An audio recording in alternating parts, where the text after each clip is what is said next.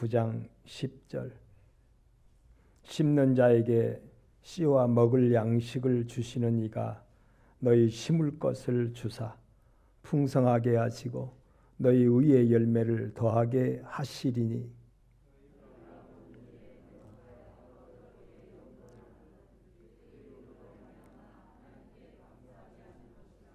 이 봉사의 직무가 성도들의 부족한 것을 보충할 뿐 아니라 사람들이 하나님께 드리는 많은 감사로 말미암아 넘쳤느니라.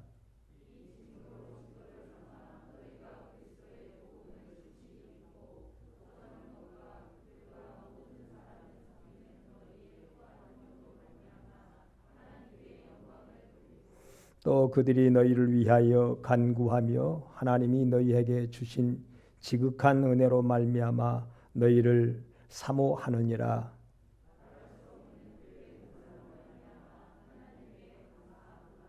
아멘. 오늘 마지막 말씀에 보면 하나님께 감사하노라라고 기록되어 있습니다. 그래서 오늘은 제목을 하나님께 감사를 통하여 더 감사의 열매를 풍성하게 결실하게 된다고 하는 오늘의 말씀입니다.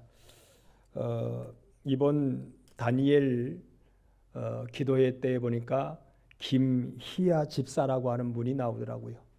김희아라고 하는 집사님이 태어나면서부터 누가 어머니인지 누가 아버지인지를 모르고 태어났어요.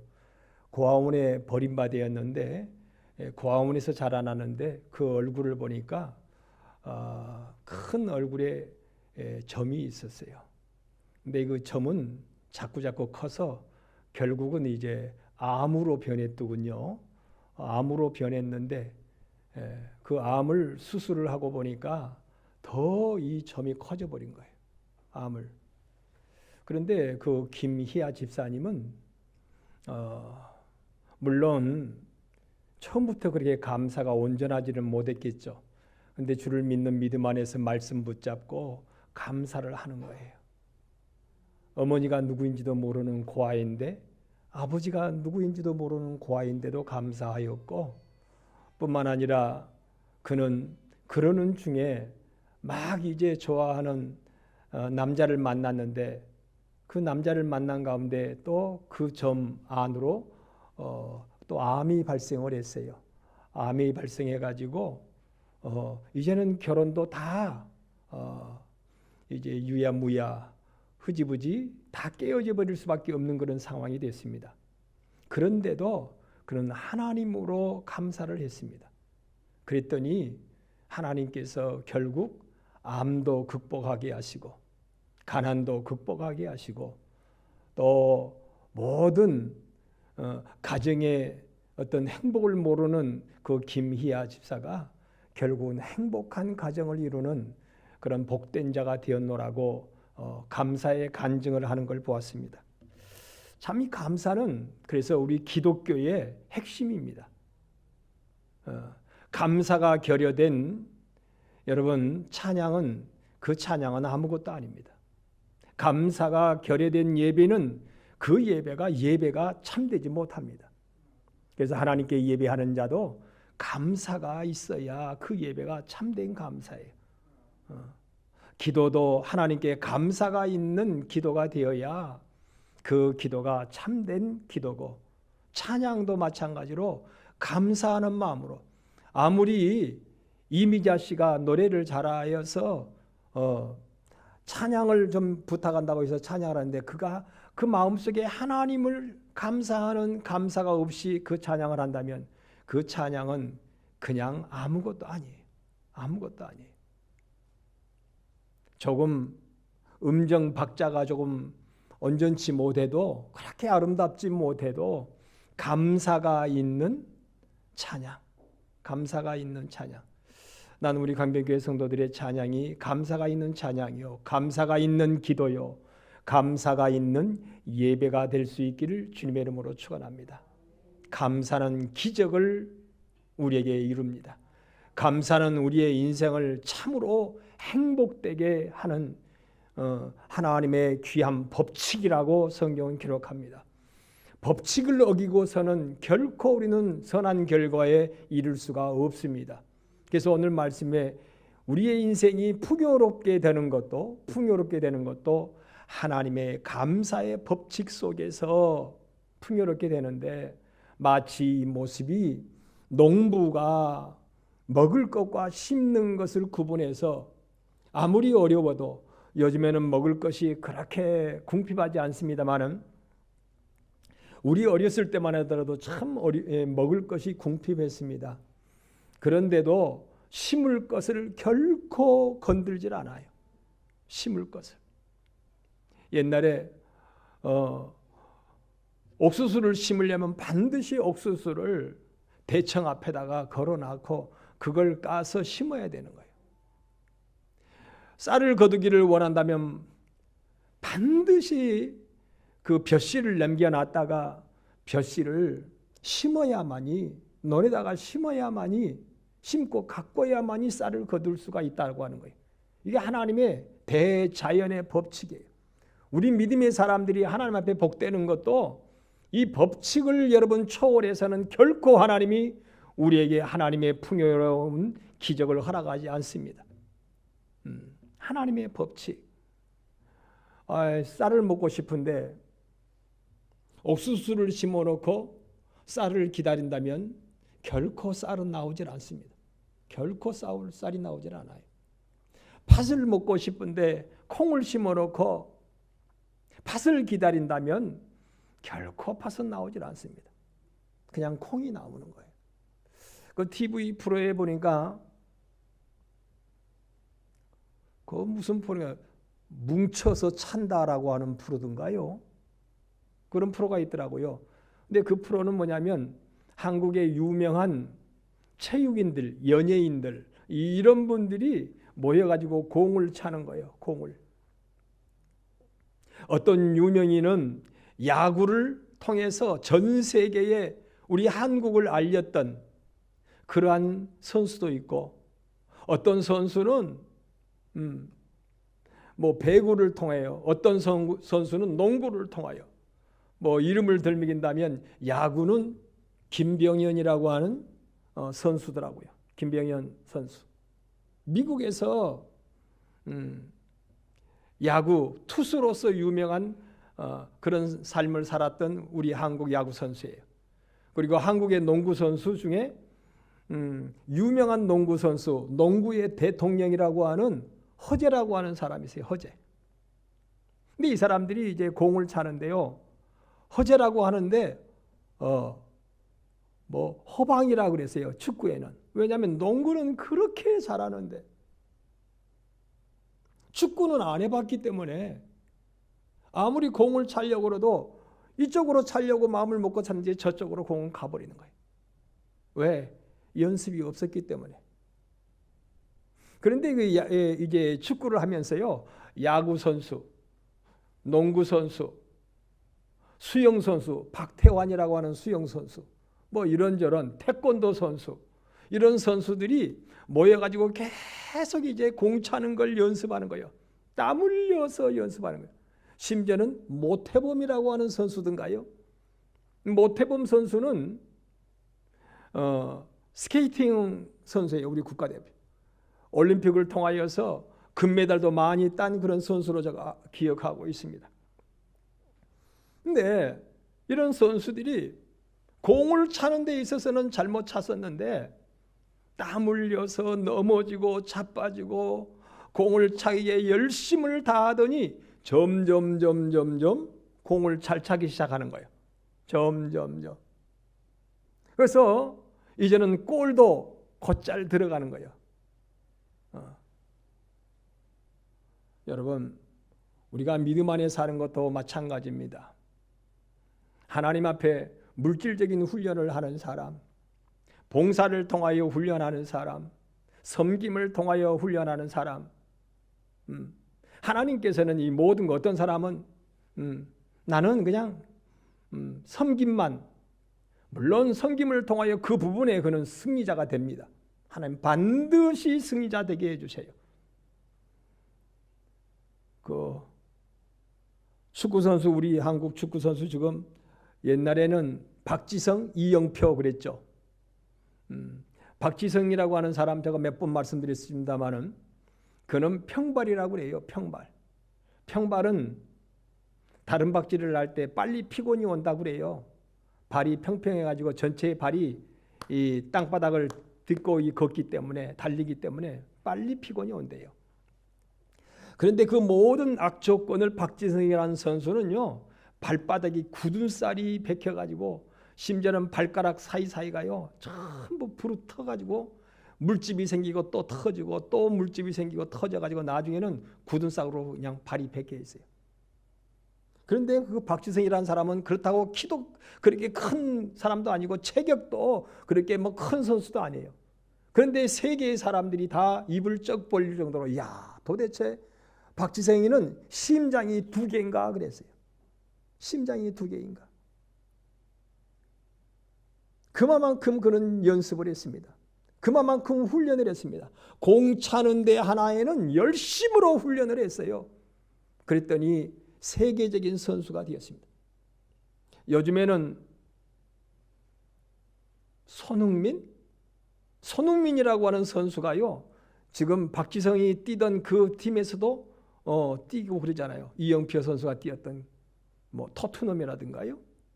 야, 그런데 그 아버지가 참 가난했어요. 그 아버지가 참 가난했는데 그 아들 하나를 기르면서요, 어렸을 때부터 너는 축구로 인생을 승부를 걸어야 된다. 그래서 앞으로 차고 옆으로 차고 왼발로 차고 오른발로 차고 공 차는 걸 계속 연습시켰어요. 기도하라, 봉사하라, 섬겨라, 하나님 앞에 드림의 법칙으로 승부를 보아라는 거죠. 찬양으로 드리고 기도로 드리고 모든 드림을 통하여서 승부를 보라, 계속 연습을 시켰어요.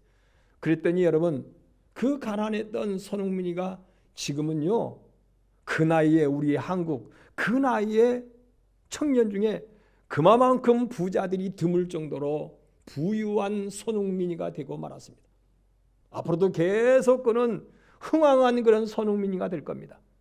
눈물과 땀은 여러분 결코 거짓말을 하지 않는다는 거예요. 이 법칙은 만고불변의 법칙이라는 거예요. 만고불변의 법칙이요. 땀 흘리는 대로, 눈물 흘리는 대로, 수고하는 대로 반드시 인생은 거두게 된다.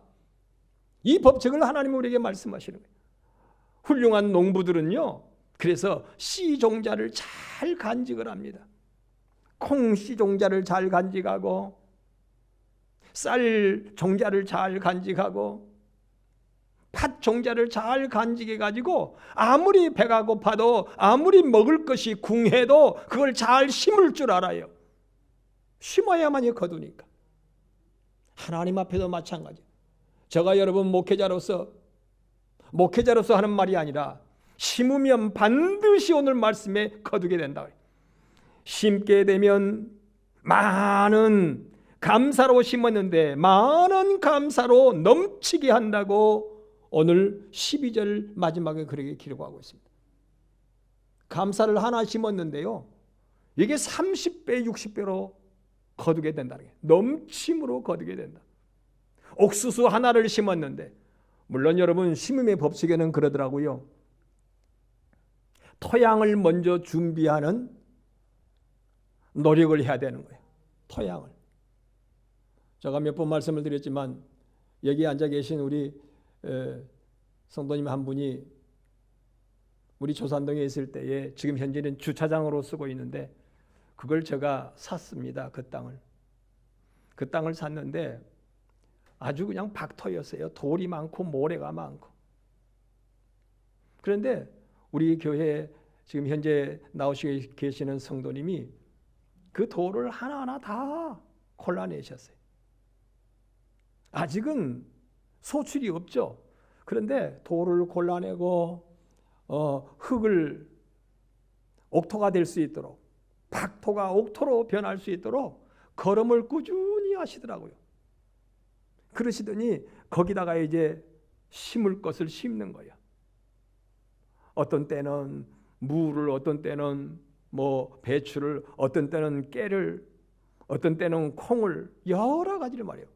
심는데 아니 내가 심었을 때는 모래 위에다가 자갈 위에다가 뭘 심었으면 안 되더라고요. 안 돼요. 근데 이 토양을 준비를 해가지고 심으시니까 이거 막 잘 되기 시작하는 거예요. 잘 되더라고요. 훌륭한 농부는 불평하지 않습니다. 훌륭한 농부는 돌을 캐내고 모래를 제껴서 거기다가 거름을 넣고 흙을 넣고 토양을 만든 후에 심습니다. 아이고 내가 열심히 토양을 만들었는데 뭐 이제는 못하겠네. 아니에요. 토양을 만든 후에 심을 줄 알더라고요. 심을 줄 알아요. 여러분 그러한 농부의 지혜를 통하여 반드시 많은 것으로 거두게 되더라고요. 반드시 많은 것으로 거둔다. 여러분 성경에 보면 시편 103편에 132편에 2절에 그렇게 기록하고 있습니다. 다윗은 뭐라고 말을 하냐면 하나님의 은혜를 잊지 말아라고. 하나님의 은혜를 잊지 말아라고. 하나님의 은혜를 잊지 말라 그러니까 여러분 제가 이런 생각이 들더라고요. 나이가 들어가면서 우리 부모님의 은혜가 실질적인 내 깊은 생각에 감사가 이제 막 나오는 것 같아요. 감사가. 어렸을 때는 부모에게 사랑을 받고 은혜를 입을 때에 은혜를 받을 때에 그저 당연한 것으로 알아요. 당연한 것으로. 우리 아버지가 나를 우리 어머니가 나를 낳고 기르셨으니 뭐 그냥 당연한 것으로 받는 거예요. 그런데 내가 자식을 기르면서 이제 조금씩 철이 드는지 비로소 은혜가 무엇인지 우리 부모님이 나에게 어떤 은혜를 베푸셨는지 점점 알게 되더라고요. 알았지만 부모에게 좀 효도하고 싶은 여러분 그런 말 많잖아요. 부모에게 효도를 하고 싶은데 이미 그 부모님은 안 계신다는 거예요. 안 계신다는 거예요. 부모에게 효도를 하고 싶어도 효도할 수 있는 기회를 다 놓쳐버렸다는 거예요. 누가 그러더라고요. 지금 이때에 효도하지 않으면 나중에는 효도를 하려고 해도 부모님이 드실 수도 없어요. 드시지도 못하고 드실 수도 없고 계시지도 않고 지금 효도하지 않으면 이 기회를 잊어버리면 말이죠. 하나님의 은혜도 마찬가지죠. 이스라엘 백성들이 애굽에서 종살이했습니다. 종살이하다가 결국은 죽음을 당하잖아요, 다들. 근데 하나님께서 그들을 불쌍히 여기셔서 구원하시는데 10가지 표징이죠. 10가지 재앙도 애굽 사람들이 된 재앙이지만 이스라엘 백성들은 표징이었습니다. 이 표징을 통하여 하나님이 그들을 이끌어내시는 거예요. 참 하나님이요. 우리가 하나님 앞에 나올 수 있도록 하나님의 나라를 향할 수 있도록 하나님은 지금도 표징을 끊임없이 주십니다. 표징을 주시는 거예요. 물론 그 표징에 머물러서는 안 되죠. 제가 몇 번 말씀드렸지만 표징에 머물러서는 안 돼요. 나왔어요. 그리고 이제 홍해를 가르고 광야로 들어섭니다. 광야에 들었을 때 하나님이 또 다시금 하나님을 체험하게 만드는 거죠. 하나님을 체험하도록 광야에서 불기둥으로 구름기둥으로 체험하게 하시고 만나를 통하여 체험하게 하시고 마라의 쓴물을 통하여 체험하게 하시고 많은 그런 것을 하나님을 체험하게 하시는 거예요. 그런데 그 체험에도 머물지 말라는 거예요. 표징을 통하여서도 거기 머물지 말고 체험을 통하여서도 머물지 말아라. 이것을 통하여 하나님을 알고 하나님을 알 때 깊이 알고 이제는 하나님 앞에 나의 모든 생명을 뭐 하는 거예요. 이제는 요단강부터는 뭐라고 그랬어요? 맡기는 단계라고 그랬어요. 표징을 통하여 표징을 통하여 하나님을 경험하고 그 다음에 광야에서 그런 체험을 통하여 하나님을 경험하고 그리고 결국은 뭐냐면 나의 마음도 나의 인생도 하나님께 내어 맡기는 거예요. 죽으면 죽으리라고 하는 진리와 함께 죽겠다는 거예요. 자기를 맡기는 거예요. 여단강. 여단강부터는 그래서 자기를 맡기는 생애를 말합니다. 하나님 앞에 맡기는 생애. 그럴 때 하나님께서는 그들에게 젖과 꿀이 흐르는 복을 허락하셨습니다. 그 전에는 젖과 꿀이 흐르는 차고 넘치는 복을 허락하지 않았습니다. 40년 동안. 그 전에는 체험 단계지. 계속 하나님을 체험하라는 거예요. 너 그렇게 살면 안 돼 라고 하는 거예요. 육체의 소욕으로 살면 안 돼. 세상에 죽고 썩어질 것으로 살면 안 돼. 사람이 떡으로만 살 것이 아니요 하나님의 입으로 나오는 말씀으로 사는 거야. 말씀 앞에 죽으면 죽으리라고 하는 그런 생을 살아가는 거야. 그렇게 체험을 40년 동안 하는 거예요. 40년 동안. 그리고 말씀 앞에 자기를 내어드리는 거예요. 주님 앞에 자기를 내어드리는 거예요. 내어드리는 단계. 그때에 여러분 하나님의 나라가 열립니다. 약속의 나라가 열립니다. 그때에 여러분 풍요의 문이 열립니다. 그전에는 풍요의 문이 안 열렸다고 그랬어요. 그냥 일용할 양식에 불과했습니다. 하루하루 일용할 양식. 그러니까 하나님께서 40년 동안 훈련을 시키실 때는 일용할 양식에 족한 줄 알아야 돼요. 하나님 앞에 자기의 목숨을 내어 맡기기 전에는요 항상 일용할 양식이요. 조금 많이 걷어놓으면 뭐 하는 거예요? 썩어버려요. 아직도 하나님 앞에 온전히 맡겨드리지 못하는 나의 인생이라면 이게 이상하니요. 쌓아놓으면 썩어버리는 거예요. 그렇잖아요. 여러분의 인생에 여러분 하나님 앞에 나를 전적으로 맡겨드리지 못한다면 영원한 천국에까지 나의 생명을 맡겨드리지 못하는 그런 그리스도인이라면 여러분 쌓아놓으면 썩어버립니다. 이상하니 썩습니다. 벌레가 생겨가지고 썩어버리고 곰팡이가 나서 썩어버리고 녹이 나서 썩어버리고 도둑놈이 와서 다 돌아가 버리고 성경이 그렇게 기록하고 있잖아요. 도둑놈이 오고 강도가 오고 녹이 나고 벌레가 파먹어버리고 녹이 뭐 이렇게 저렇게 해서 싹 없어져 버린다는 거예요. 이상하니 없어져. 이건 뭐냐면 너 아직도 하나님 앞에 맡기지 못하는 인생을 사느냐 그 말이죠. 맡기는 인생을 살지 못하느냐. 죽고 썩어질 물질이 인생의 목적이 아니라는 거예요. 죽고 썩어질 물질이 인생의 목적이 아니라. 너 아무리 쌓아봐라. 밑 빠진 독에 물 붓기다. 물 붓기다. 또 빠져나가고 또 빠져나가고 이 모양으로 빠져나가고 저 모양으로 빠져나간다 그랬어요. 사랑하는 자들이여 하나님의 은혜를 기억하시기를 바랍니다. 이 이스라엘 백성들이 하나님의 은혜를 기억했다면요 하나님 앞에 자기의 인생을 내어 맡기는 삶을 살아요. 그런데 하나님 앞에 맡기지 못하니까 자꾸 어그러지는 거예요. 어그러지는 거예요. 이렇게 어그러지고 저렇게 어그러지고. 옛날에 하나님의 받은 은혜는 체험은 온데간데 없고 남는 건 뭐냐면 항상 그래요. 홍해바다를 갈랐던 그 기적은 다 잊어버려. 마라의 쓴물이 단물로 변화됐던 그 기적은 다 잊어버려. 추울까 봐서 불기둥으로 인도하셨던 그 은혜는 다 잊어버려. 더울까 봐서 구름기둥으로 감싸주셨던 그 하나님의 은혜는 다 잊어버려.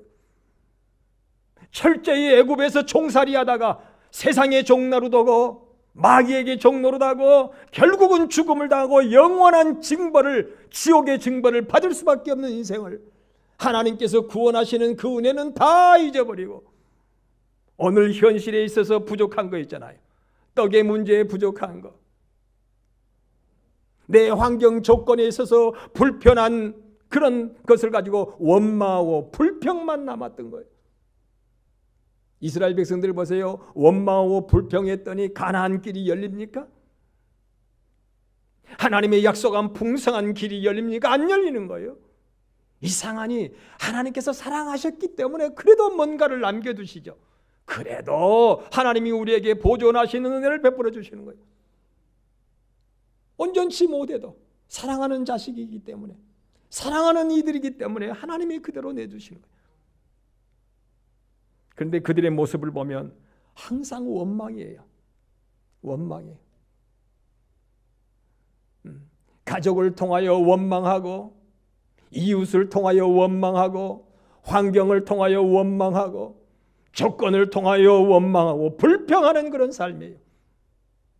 여러분, 이 원망과 불평이 변하여 감사가 될 수 있기를 바랍니다.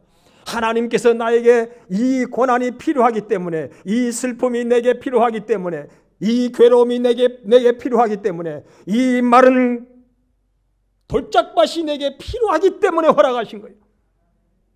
이 독사에 나를 무는 것 같은, 아이고 내가 독사에 물렸네라고 하는 그런 환경 조건도 내게 꼭 필요하기 때문에 하나님이 허락하신 거예요. 그때에 괴로울 때 주님의 얼굴 보라, 사랑의 주님 바라보아라.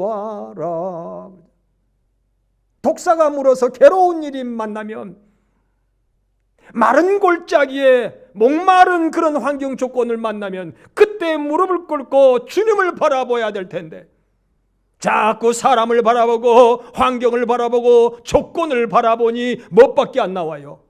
원망이 나오고 불평이 나올 수밖에 없죠. 원망이 나오고 불평을 할 수밖에 없어요.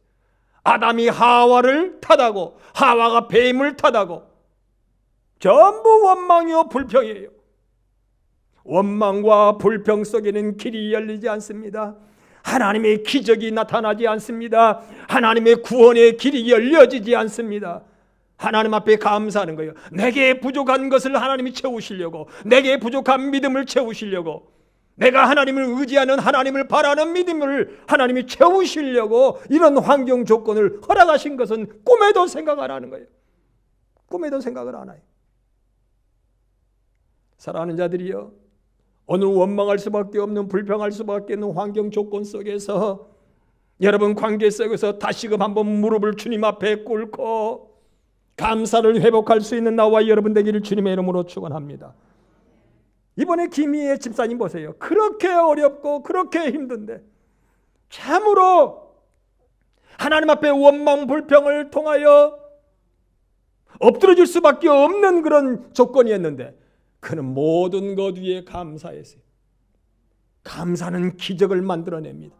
감사는 여러분 요단강물이 말라버리고, 감사는 여리고성이 무너져버리고, 감사는 아이성이 함락되고, 감사는 여러분 분명히 젖과 꿀이 흐르는 가나안 복지로 우리를 이끌어가는 길이 되는 거예요. 길이 되는 거예요. 이 감사의 길 외에는 다른 길이 없어요. 다른 길이 없어요.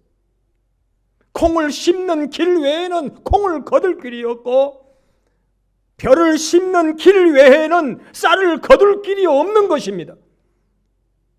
어떻게 심지 않고 우리가 거둘 수 있겠어요?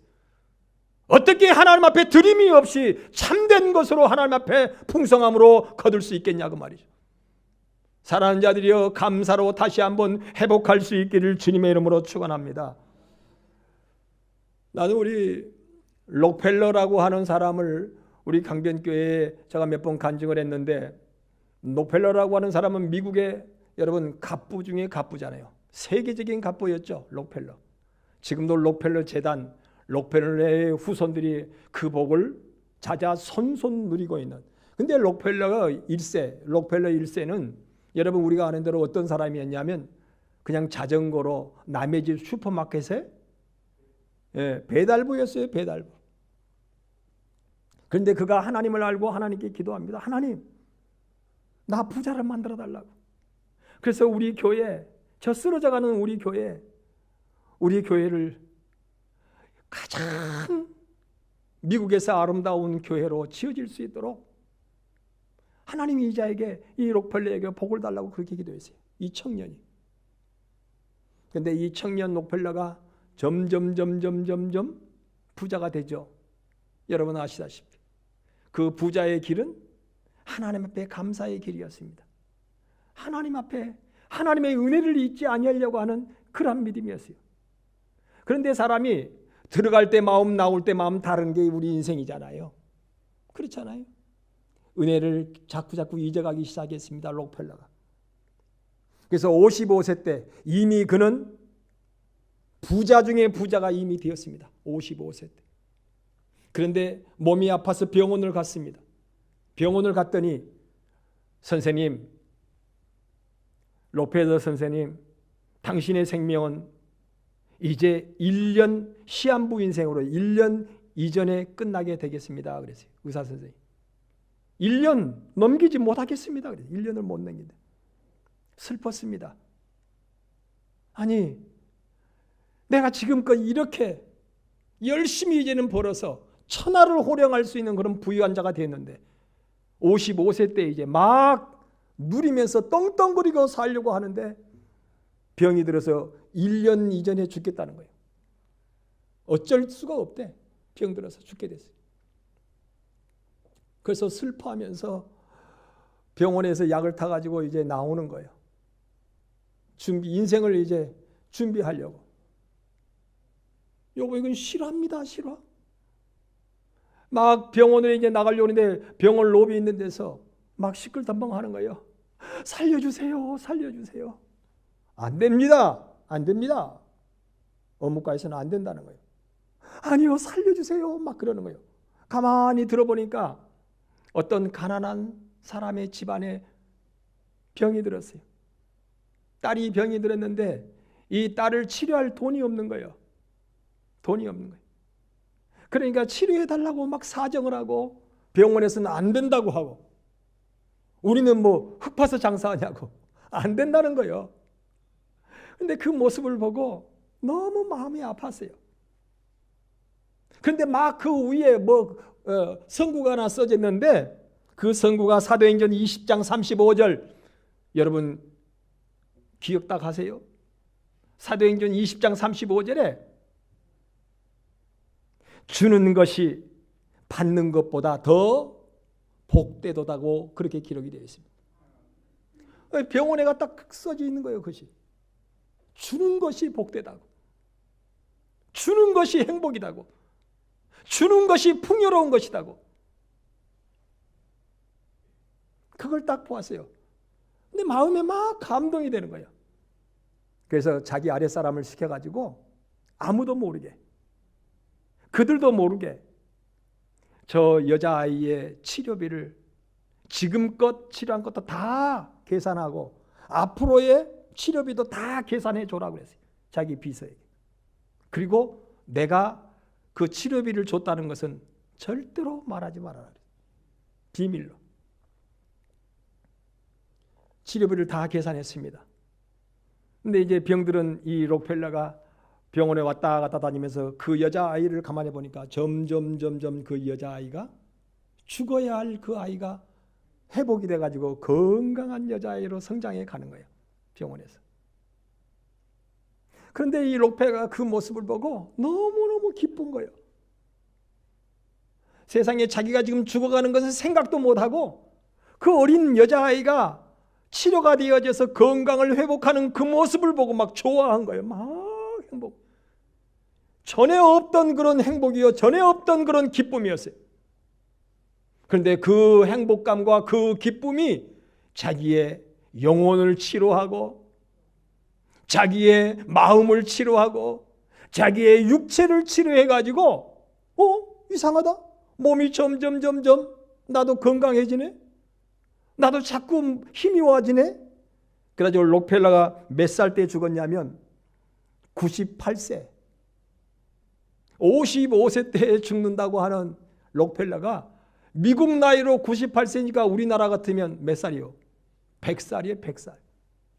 록펠러가 55세 때 죽기로 했는데 100살까지 살았어요. 그러면서 그때까지 너무너무 좋아가지고 하나님께 드림과 사람 앞에 주의 이름으로 드림을 그는 멈추지 아니했다고 책에 기록되어 있습니다. 여러분, 우리는 고인물인 썩게 되어 있습니다. 첫째는 하나님께 감사해야 하고, 둘째는 부모에게 감사해야 되고, 셋째는 형제에게도 감사해야 되고, 주 안에서 여러분 이웃들에게 감사해야 되고, 감사를 여러분 하나님께서는 우리를 살피시고 계시는 거예요. 너가 참으로 주 안에서 감사하며 사는지 말이요. 이상하니 목사님 나이는 자꾸 옆구리에 빠져나가네요. 물질을 쌓아놓으면 빠져나고 물질이 쌓아놓으면 빠져나오면 그건 뭔가 빠져 있어서 그래요. 봉사가 빠져 있어요. 섬김이 빠져 있어요. 드림이 빠져 있어요. 빠져 있기 때문에 여러분 빠져나가는 거예요. 그게 록펠러처럼 여러분 그 빠져나가는 구멍을 어때요? 건강을 빠져나가는 구멍을 남의 건강을 위하여 울어주니까 내 건강이 회복이 됐어요. 남의 건강을 위하여 울어주니까 남의 가난을 위하여 울어주면 하나님께서 내 가난을 하나님께서 채워주시는 거예요. 부유함으로 채워주는 거예요. 오늘 말씀에 그렇습니다. 심지 않고는 하나님의 법칙은 영원 불변의 법칙이라는 거예요. 심지 않고는 가꾸지 않고는 거둘 것이 없다. 하나를 심었으면 30배, 60배, 100배의 결실을 이루는데 이미 토양이 준비되었고 말씀하셨잖아요. 돌짝밭에다 심어놓고 길가밭에다가 심어놓고 30배, 60배, 100배를 기다린다면 아니에요. 그것은 법칙을 무시한 거예요. 옥토를 만들어 놓고 심어야만이. 옥토를 만들어 놓고 그래야 하나를 심었더니 30배, 60배, 100배를 거두게 된다고 그랬어요. 여러분 11월 달은 감사의 달입니다. 우리 기독교인들이 추수감사주일이 바로 돌아오는 주일입니다. 우리는 추수감사절을 통하여 저는 여러분 추수감사절을 통하여 지금까지 한 번도 여러분의 소처를 통하여 감사라는 말씀 전하지 못했습니다. 지금까지. 그런데 오늘 이 말씀을 통하여 여러분 감사하십시오. 먹을 것이 없는데도 심을 것은 있습니다. 오늘 성경에 그렇게 나와요. 먹을 것이 없어도 심을 것은 있다. 그런데 사람들은 반대로 하죠. 대부분의 사람들이. 심을 것은 없어도 먹을 것은 있다. 이거 성경을 거꾸로 하나님의 법칙을 거꾸로 이해하는 사람이에요. 도대체 하나님 앞에 드릴 것은 없어도 자기가 먹고 쓸 것은 많아요. 이건 거꾸로예요. 여러분 먹을 것은 없어도 마음을 속으로 따라하십시오. 먹을 것은 없어도 하나님 앞에 심을 것은 있다. 하나님이 말씀입니다.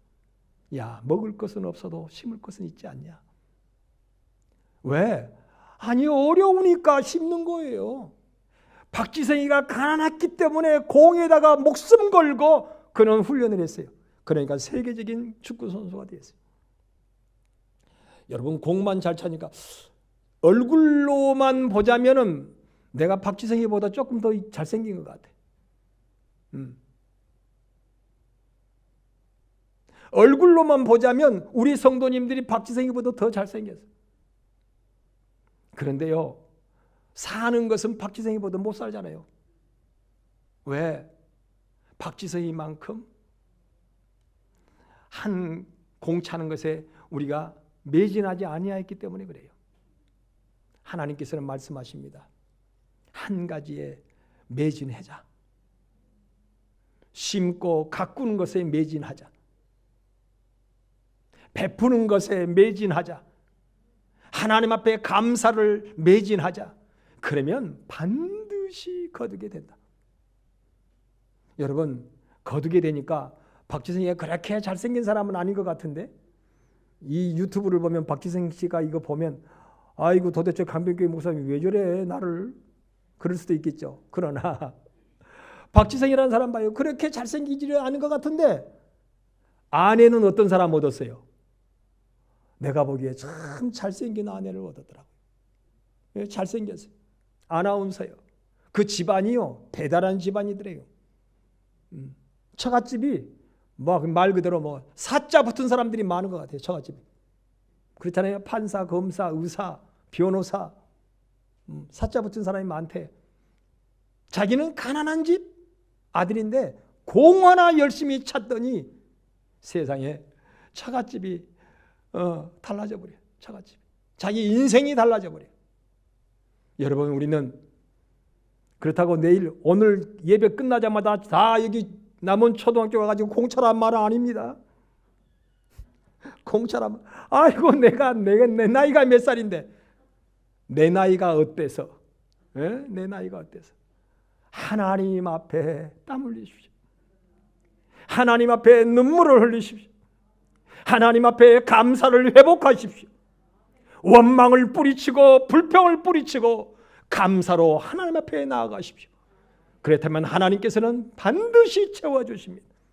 우리의 가정으로 채워주시고 우리의 후손들에게 채워주시고 대대로 록펠러 가정이 복을 받은 것처럼 그 복으로 우리에게 채워주시는 하나님이십니다. 그 하나님이 나와 여러분의 하나님이 되셔서 하나님의 영광을 나타내는 우리 강변의 성도들 되시기를 주님의 이름으로 축원을 드립니다. 기도하겠습니다. 하나님 고맙습니다.